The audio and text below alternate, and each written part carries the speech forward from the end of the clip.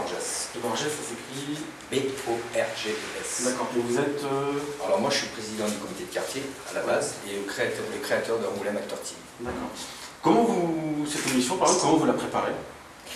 Alors comment on la prépare? Alors déjà on essaie de s'enlever la pression parce que c'est pas évident pour des amateurs, vous vous doutez bien, parce que quand on crée une télé locale, le but c'est d'essayer d'aller le plus loin possible, donc on essaie d'enlever le maximum de stress pour au moins, comme je dis, on est des amateurs, mais pour qu'au moins la personne invitée, quand il nous donne son actualité, soit sérieuse. Donc on la prépare de manière simple, parce qu'il faut savoir que quand même que les questions, ce qu'on veut transmettre un peu avec Angoulême Acteur TV sans porter aucune critique à la presse nationale ou écrite.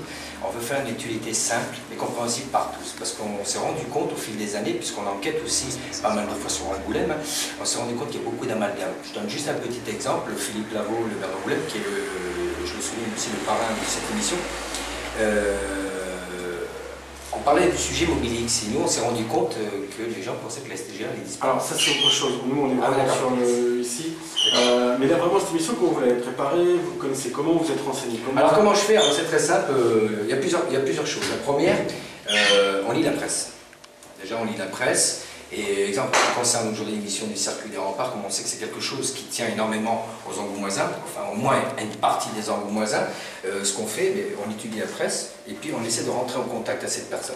Et par contre, ce qu'on avoue à cette personne, on leur explique qui on est, mais qu'on n'est pas là pour faire du buzz, on est là pour faire une actualité simple, pour parler vraiment du circuit des remparts et de donner l'information à des questions simples que se posent les gens. Qu'est-ce que vous appelez des informations simples? Alors qu'est-ce que j'appelle des informations simples? C'est tout simple. C'est qu'aujourd'hui, quand vous lisez la presse, comme je le disais, il peut y avoir beaucoup de termes techniques. Et surtout des termes quand on parle de finances. Les gens ne s'y retrouvent pas. Et chaque fois qu'on parle d'argent, surtout aujourd'hui, il faut savoir qu'il faut faire très attention quand on parle d'argent, puisqu'il y a aussi ces précarités existantes, notamment dans les quartiers et autres.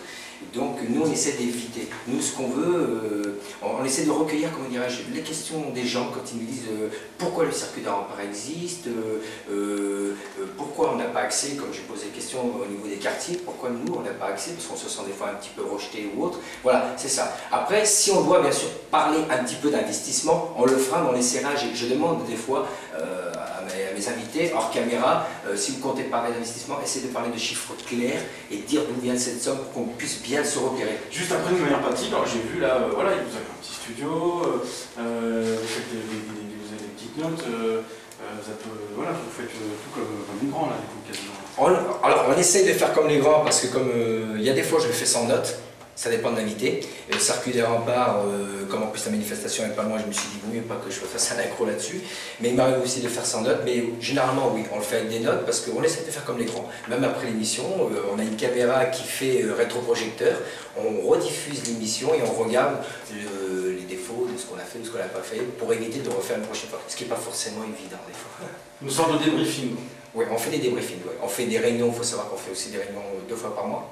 Sur les questions, on est tous autour d'une table et sur les sujets des questions, si on trouve qu'on a des questions tous, c'est pas moi qui décide, le président, c'est toute l'équipe, si on trouve que les questions sont trop techniques ou autres, on la met de côté, on essaie de ressortir, on se met en grosso modo à la peau d'une personne. Voilà, qui pourrait poser des questions. Quand je dis une personne simple, il ne faut pas avoir d'intérêt intellectuel. Quand je dis une personne simple, c'est tout simplement le monsieur du coin qui dirait pourquoi aujourd'hui le panneau est bleu et pas vert. Quoi. On ne va pas lui sortir un terme technique, on va se renseigner. La personne nous dit bah, parce que c'est plus visible, l'exemple est requin. Ok, très bon. Et maintenant avec vous, alors je sais pas, on va se mettre. Ouais, attends, j'écoute, j'ai un problème de son, c'est une résonance. Je bouge pas. Ouais, mais le plus